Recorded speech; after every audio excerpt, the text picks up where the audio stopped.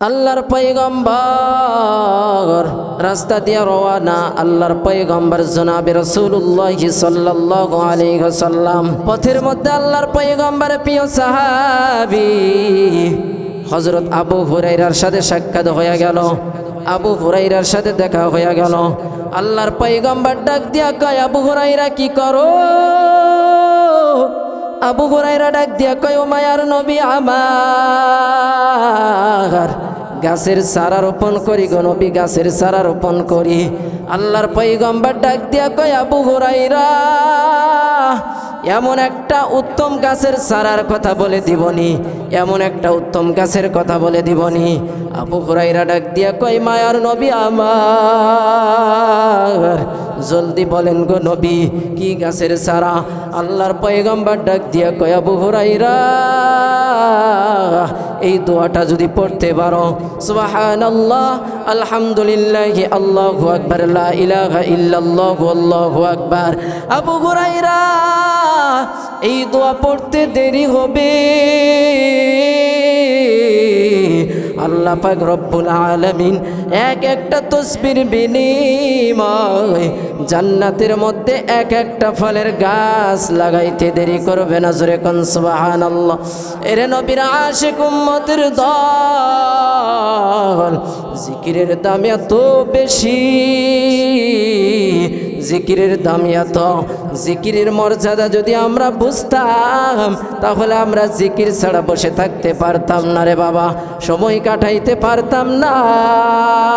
এর নবীর আশিকের দল, আল্লাহর পয়গম্বর মুসা আলাইহিস সালাতু ওয়াস সালাম আল্লাহকে ডাক দিয়া কয়, ও মায়ার নবী আমার। আল্লাহর পয়গম্বর মুসা আলাইহিস সালাতু ওয়াস সালাম আল্লাহকে ডাক দিয়া কয়, আল্লাহ গো এমন একটা আমাকে আমল দেন, এমন একটা জিকির বাতায়া দেন, দুনিয়ার কোনো মানুষ সেই জিকির করে নাই, নবীরা পর্যন্ত করে নাই, সাহাবায়ে কেরামরা পর্যন্ত করে নাই।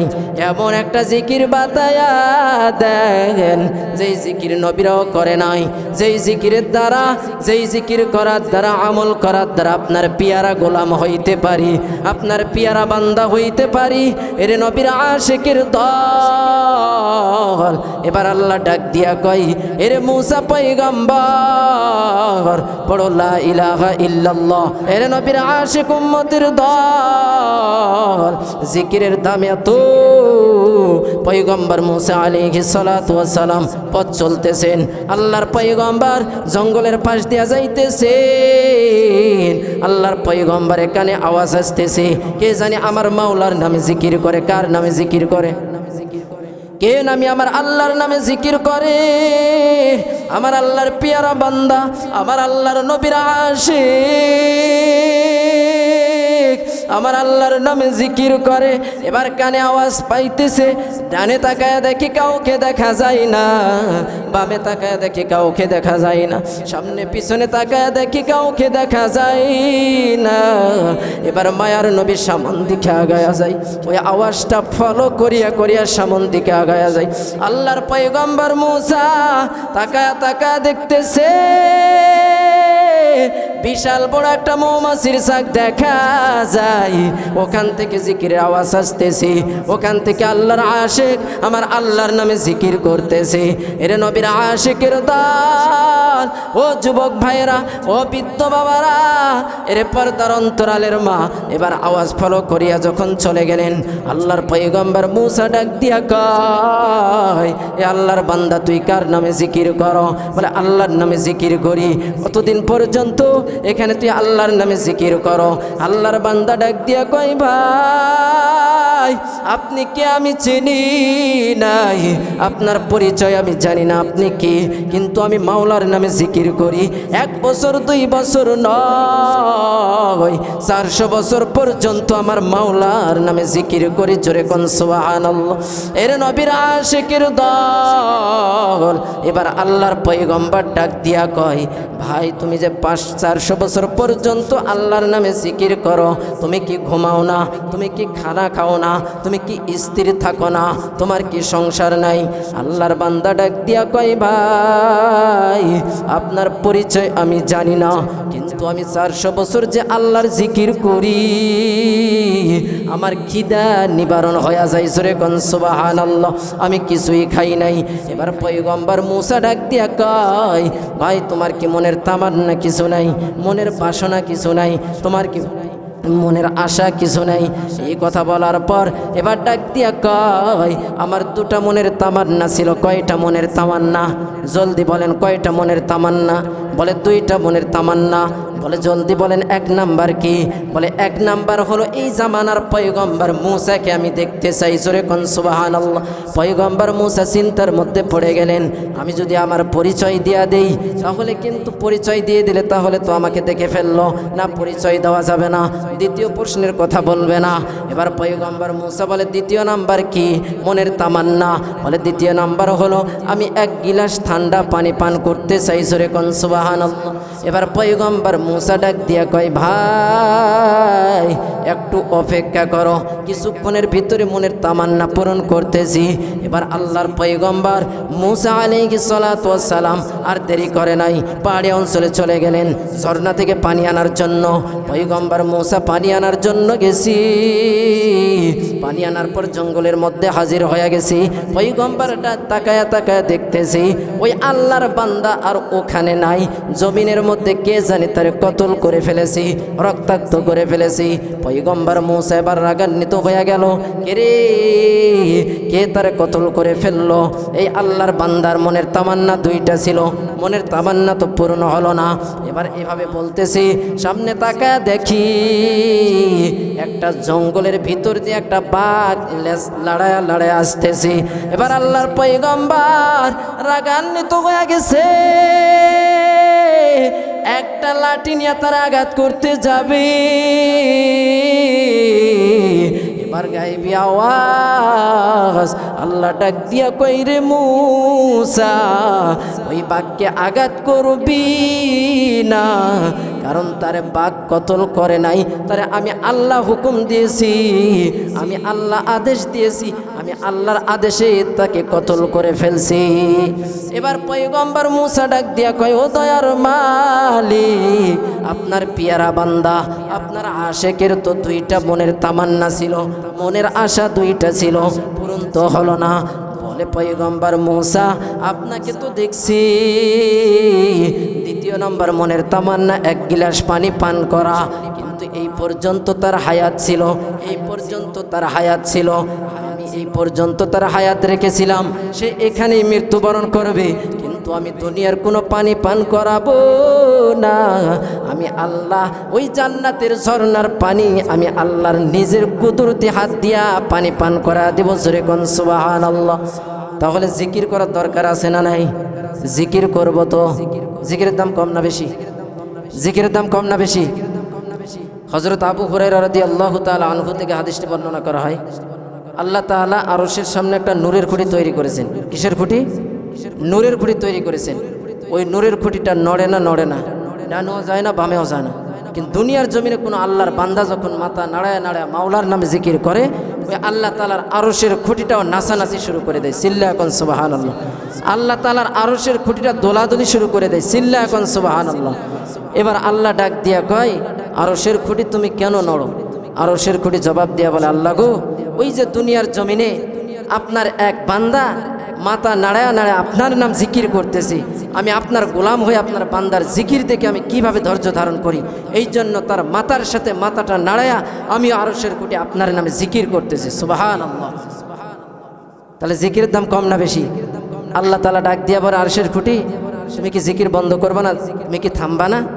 আরশের খুঁটি জবাব দিয়া বলে, আল্লাহ গো, আপনি তো ওই জিকির করনেওয়ালা বান্দাকে মাফই করেন নাই, আমি কেমনে মাথা নাড়ান বন্ধ করে দেব? আল্লাহ তাআলা বলেন, কদ গফারতু লাহু, জিকির করনেওয়ালা বান্দাকে আমি আল্লাহ মাফ করে দিলাম। আল্লাহ আল্লাহ কে মোবারক নাম হয়, আল্লাহ আল্লাহ আশিকু কা কাম হয়, আল্লাহ আল্লাহ तू मेरा माबूद है, अल्लाह अल्लाह तू मेरा माशूक है, अल्लाह अल्लाह तू मेरा गफ्फार है, अल्लाह अल्लाह तू मेरा सत्तार है। ও মুসলমান ইমানদার আল্লাহর গোলাম, আমি আমার বয়ানের শুরুতে কোরআনুল কারীমের ভিতর থেকে আয়াতে কারিমা তেলাওয়াত করেছি। এই আয়াতের ভিতরে আল্লাহ তাআলা বলেন, কাইফা তাকফুরুনা বিল্লাহি ওয়া কুনতুম আমওয়াতা ফাআহইয়াকুম সুম্মা ইউমীতুকুম সুম্মা ইউহয়ীকুম সুম্মা ইলাইহি তুরজাউন।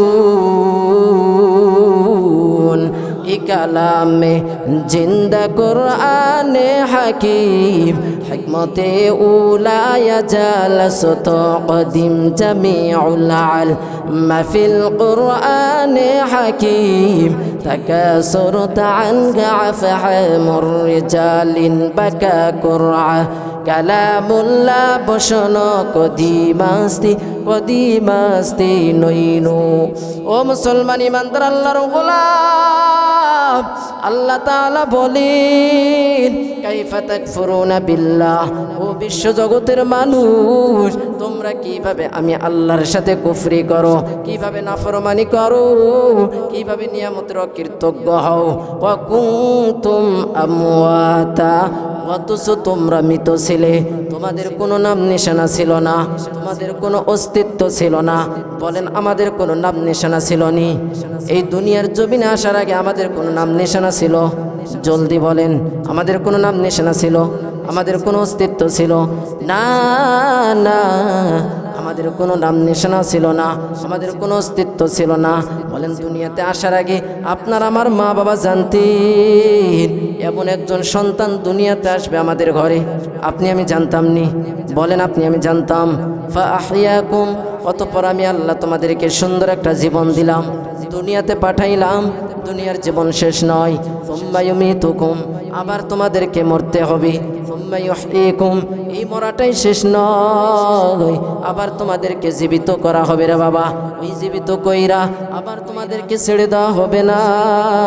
সুম্মা ইলাইহি তুরজাউন, আল্লাহ তাআলার কাঠগড়ায় ফিরে যেতে হবে কি হবে না? আল্লাহ তাআলার সামনে দাঁড়াইতে হবে কি হবে না? এরে নবীর আশিকের দল, আবার আল্লাহ তাআলার কাঠগড়ায় ফিরে যেতে হবে কি হবে না? তাহলে দুনিয়াতে তাফাল্লিং দেখাইলা, দুনিয়াতে বাহাদুরি কম করলা না, টাকার গরম হলে দাফট বেড়ে যায়, ঠিক কিনা? শিক্ষা থাকুক আর না থাকুক, ক্ষমতা পেলে দাফট বেড়ে যায়। ছোট হোক আর বড় হোক, সবার সামনে ক্ষমতা ক্ষমতা ভাব থাকে। কথা বলেন, বংশমর্যাদা ভালো হলে, উচ্চ বংশের পরিবারের সন্তান হলে দেখবেন তাদের হাঁটা চলার মধ্যে ভাবটাই থাকে আলাদা। তোমার যেই ভাব, এই ভাব দুনিয়াতে তুমি কেন দেখাইলা? দিনের জন্য নাকি নফসানিয়াতের জন্য? হিসাব আল্লাহ তাআলার কাছে দিতে হবে। হবে কি হবে না? আল্লাহ তাআলা বলেন, ফাআলহামাহা ফুজুরাহা ওয়া তাকওয়াহা, ও বান্দা আমি আল্লাহ স্বাধীনতা দিলাম, ইচ্ছা করলে নেকির কাজও করতে পারো, ইচ্ছা করলে গুনাহের কাজও করতে পারো। ইচ্ছা শক্তি দিয়ে দিলাম বান্দা, যদি স্বাধীনতা পাওয়ার পর নেক আমল করো, যদি স্বাধীনতা পাওয়ার পর নামাজ পড়ো, কোরআন তেলাওয়াত করো, জিকির আজগার করো, যদি স্বাধীনতা পাওয়ার পর আল্লাহ তাআলার হুকুম আহকামগুলো মেনে চলো, তাহলে জান্নাত। কথা বলেন, ঠিক না বে ঠিক? তাহলে আল্লাহ তাআলার ইবাদত করলে জান্নাত না জাহান্নাম? জান্নাত। আর ইবাদত যদি না করি, আল্লাহ তাআলার আইনে যদি বিদ্যাঙ্গুলি দেখাই, ইসলামে যদি বিদ্যাঙ্গুলি দেখাই, তাহলে জান্নাত না জাহান্নাম? এই জন্যই তো আল্লাহ তাআলা জানা দিয়েছেন অধিকাংশ মানুষ জাহান্নামে যাবে। কথা বলেন, ঠিক না বে ঠিক? অধিকাংশ জিন জাহান্নামে যাবে রে বাবা। কারা জাহান্নামে যাবে, কারা জান্নাতে যাবে, তাও আল্লাহ তাআলা কোরআনের ভিতরে জানা দিয়েছেন। ওয়ালাকাদ যারানা লিজাহান্নামা কাসীরাম মিনাল জিন্নি ওয়াল ইনস, মানুষ এবং জিন জাতির ভিতরে একটি বিরাট সংখ্যক মানুষ এবং জিনকে জাহান্নামের জন্য তৈরি করা হয়েছে। ইয়াদের পরিণতি হবে জাহান্নাম। এদের পরিণতি কি হবে? ইয়াদের পরিণতি হবে জাহান্নাম। এখন তো আপনারা জানেন না কাদের পরিণতি জাহান্নাম হবে, তাও আল্লাহ তাআলা বলেছেন ইয়াদের পরিণতি হবে জাহান্নাম। লাহুম কুলুবুন লা ইয়াফকাহুনা বিহা, আল্লাহ তাআলা বলেন যাদেরকে আমি আল্লাহ কলব দিলাম। কি দিলাম? কলব আমাদের আছে না নাই? পশুকে দিয়েছে না মানুষকে কলব দিয়েছে? আল্লাহ তাআলা বলেন, যাদেরকে আমি আল্লাহ কলব দিলাম, যাদেরকে আমি আল্লাহ অন্তর দিলাম, যাদেরকে আমি আল্লাহ মেধা দিলাম, যাদেরকে আমি আল্লাহ আকল দিলাম, জ্ঞান দিলাম, তারা সেই কলব দিয়ে, অন্তর দিয়ে, মেধা দিয়ে, বুদ্ধি দিয়ে, আকল দিয়ে, জ্ঞান দিয়া তারা আমি আল্লাহকে চিনল না, আমি আল্লাহকে পাওয়ারও চেষ্টা করলো না, আমি আল্লাহকে বন্ধু বানানোর চেষ্টা করি নাই। এরা আসমানের সৌন্দর্য বর্ণনা করেছে, কিন্তু এই আসমানটা বিনা খুঁটিতে কে টানা রাখলো? সেই মালিককে তারা খুঁজে পায় নাই। কথা বলেন ঠিক না বেঠিক? সেই মালিককে তারা পাওয়ারও চেষ্টা করে নাই। এরা জমিনের সৌন্দর্য বর্ণনা করেছে, কিন্তু এই জমিনটা এত সুন্দর করে কে সাজায় গোছা রাখলো? সেই মালিককে তারা খুঁজে পায় নাই, সেই মালিককে তারা বন্ধু বানাইতে পারে নাই। কথা বলেন ঠিক না বেঠিক?